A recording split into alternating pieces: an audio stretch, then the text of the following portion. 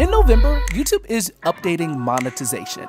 Monetization on long-form videos will be different. Monetization on live streams will also be different. And how much money you make from your videos, yeah, that's going to be different too. What are these changes exactly? Well, let's talk about long-form videos first. So right now, if you go to turn on monetization on a long-form video, you have control over which ad formats show, from pre-roll, post-roll, skippable, and non-skippable ads. But starting November, YouTube is removing these individual controls. Instead, when creators choose to turn on monetization, their viewers may see any of these ad formats that YouTube deems most appropriate. Pretty much, you won't be able to decide which type of ads show. So if you wanted to avoid non-skippable ads, for example, you won't have that option anymore.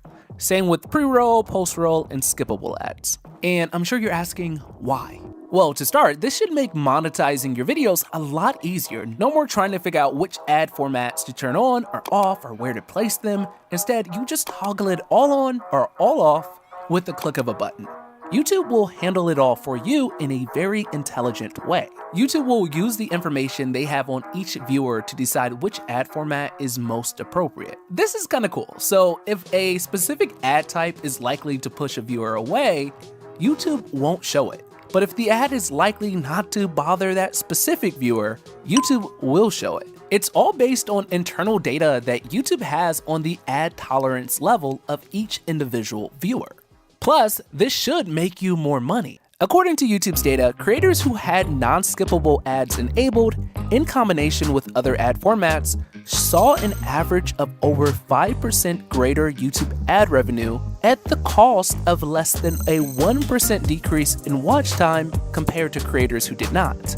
In that same experiment, creators who had pre-roll ads enabled in combination with other ad formats saw an average of over 15% greater YouTube ad revenue, only at the cost of less than a 5% decrease in watch time compared to creators who did not.